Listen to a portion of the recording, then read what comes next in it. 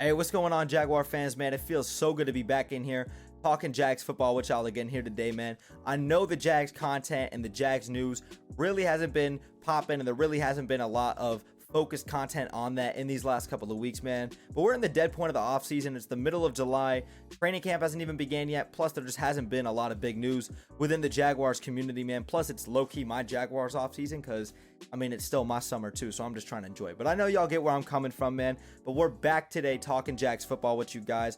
I'm going to be talking about my top 5 players on the Jaguars offense, similar to what I did with my top 5 players on the Jaguars defense video that I did last week. I will link to that video up above for y'all to see. But the one asterisk with this list is going to be based off of what I expect and how I would rank these players on the offense based on their end of the season production. So what they do throughout the season and where they finish at the end of the season, that's where I'm ranking these players, not heading into the season. Hope that makes sense. And this video is not sponsored, but I want to give a huge shout out, man, to Archives here in Jacksonville, Florida, man. Had their grand opening this past Saturday evening. They're located off of Beach and Hodges, man. And it felt like the whole entire city popped out, showed love, man. And everyone was just super excited in there, man. They got some really dope vintage drip, vintage shoes, vintage Jaguar apparel.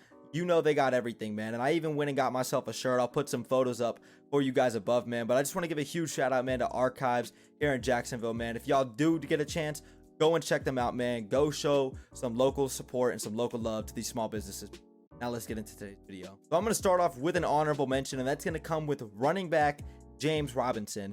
Now, I want to quickly take a moment, man, to say, James Robinson, bro, I have not talked about you enough on this channel, man. James Robinson, I want to give you your flowers, bro. I want to show you some love, man. This whole city, myself included, the fan base, everyone, bro, we love you, bro. We support you, man.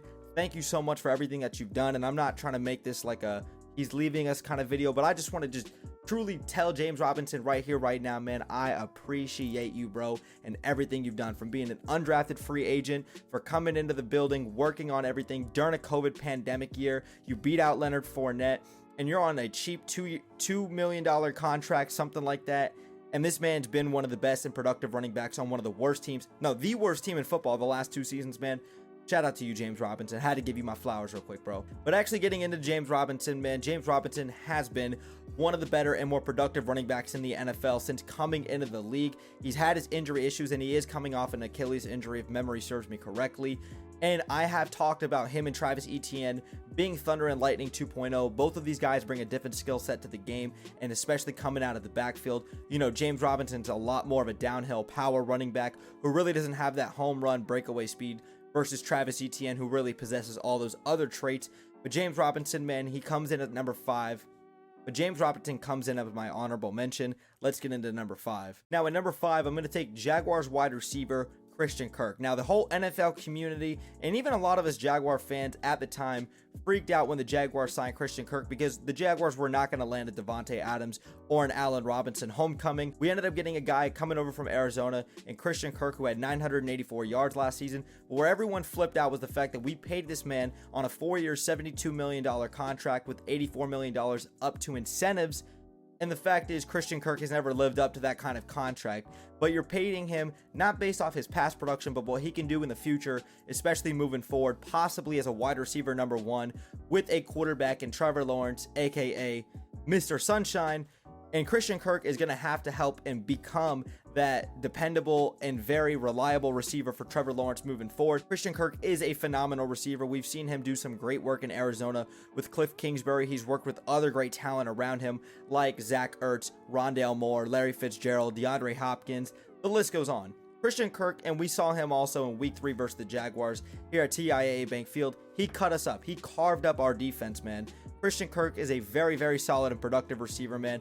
I'm super excited to see what he can do. But as of right now, I've got him at number 5. That's just where I'm at with it personally. Let's get into number 4. Now at number 4, give me Jaguars newly acquired tight end Evan Engram. Now, Evan Engram, I'm going to be completely straight up from the beginning. This is a, make it or break it year essentially for him too. On a 1-year prove-it contract, I think it's a $10 million contract if memory serves me correctly. Evan Engram has had success in the past. I believe in his rookie year, he was a Pro Bowler, and coming out of Ole Miss, he's one of the most versatile and dynamic tight ends in the game. A skill set, I would say, very similar to a Kyle Pitts or a Darren Waller. I don't think he's obviously as good as those guys, but I'm saying his skill set is very much there. He ran a 4.43 coming out of Ole Miss. He has been a Pro Bowler. And yes, drops are definitely an issue for a guy like Evan Engram, but a lot of that is mental, and Evan Engram is a phenomenal guy who creates mismatch problems with his size and athleticism. He's honestly much more of a big-bodied wide receiver, but you can't put a linebacker on him because he's too fast. You can't put a safety on him because they're too small.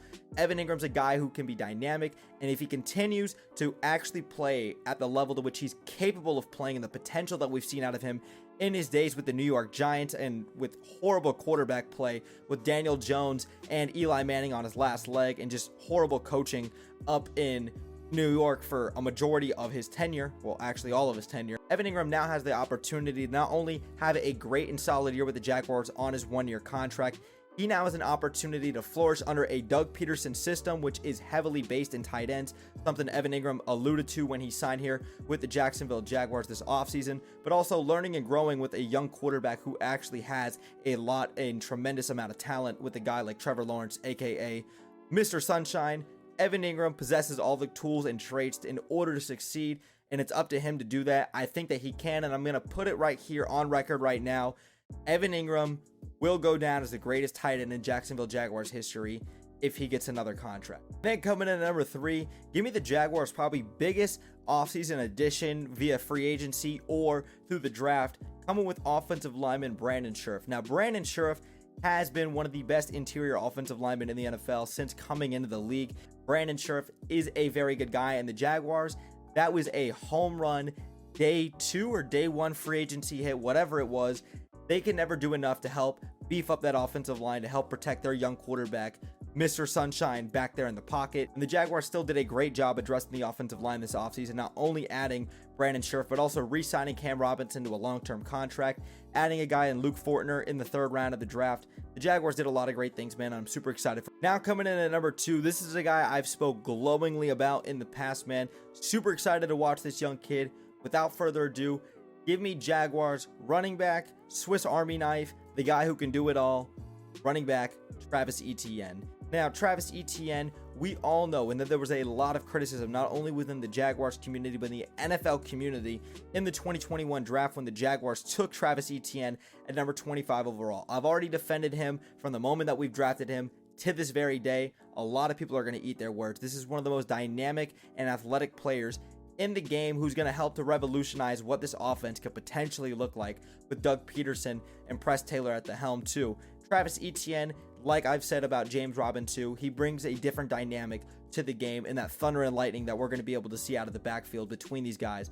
You're going to be able to see Travis Etienne possibly in some wildcat formations. He's got that home run breakaway speed. He's got the continuity, chemistry, and familiarity with a guy like Trevor Lawrence, aka Mr. Sunshine. And Travis Etienne really is just going to be able to help do and bring a lot of different dynamics to the Jaguars. Like I said, you can probably see him in a lot of wildcat formations. You could split him out wide. You can use him out of the backfield, have him running, some toss sweeps, running between the gaps, whatever you may need. Whatever you're going to need him to do, he's going to be able to do it. He's going to be able to do it effectively. And we can honestly even use him as a decoy and a lot of different formations, man. Super excited for Travis Etienne, man. He's going to be the one Jags player, and he still is, that I'm going to absolutely stand to my core. Let me be very clear about that. Travis Etienne comes in at number 2. And at number 1, man, if you haven't guessed it already, I'm sure you can guess it by now. Give me Jaguars franchise quarterback Trevor Lawrence, aka Mr. Sunshine. Now, Trevor Lawrence, to all of us Jaguar fans, man, is not only just the franchise quarterback for this team, man. He's a guy who embraces the city of Jacksonville. He wants to learn and grow and continue to build something special here. He wants to help change the narrative and the culture here in Jacksonville too, man. Great guy on and off the field, and Trevor Lawrence is going to continue to ascend and continue to prove why he's the best player on this Jaguars offense. Now, I don't expect a Pro Bowl level season out of a guy like Trevor Lawrence with his first year under Doug Peterson, even though it's his 2nd year in the league. Trevor Lawrence still has some growing pains to go through, just like any young quarterback. While he does possess all the tools and traits in order to be successful, man, I'm just not sure if he's exactly there yet, but he's still going to prove to be the best player on this Jaguars offense. It was very evident last year, even through a horrible team with horrible coaching and an incompetent head coach at the helm. Trevor Lawrence was still clearly the most talented player when you go back and you watch the film and you watch a lot of these Jaguar games, man. You had a lot of mishaps between the receivers and a lot of things going on within the coaching room, and I'm sure there's a lot of stuff that we didn't see. Trevor Lawrence is that guy. Trevor Lawrence is him, and Mr. Sunshine is going to have a very solid year, proving to be the best player on the Jaguars offense. But Jaguar fans, that's it for this video. I want to hear your guys' thoughts in the comments down below. Who do you guys believe is the best player on the Jaguars offense? And also, I want to hear your top 5 players on the Jaguars offense, what you expect by the end of the season, not heading into the season. But if you guys stuck around throughout the whole video, I want to say thank y'all so much, man. It really means the world to me. If you guys could, though, drop me a like. It takes 1 second, and it does help me and the channel out tremendously. And if you guys are new here and did enjoy today's content, man, make sure y'all consider hitting that subscribe bell too, and go follow me on my socials. The link tree will be in the description down below. But Brett James, aka BJ, I'm out, y'all. Go Jags, baby. Peace.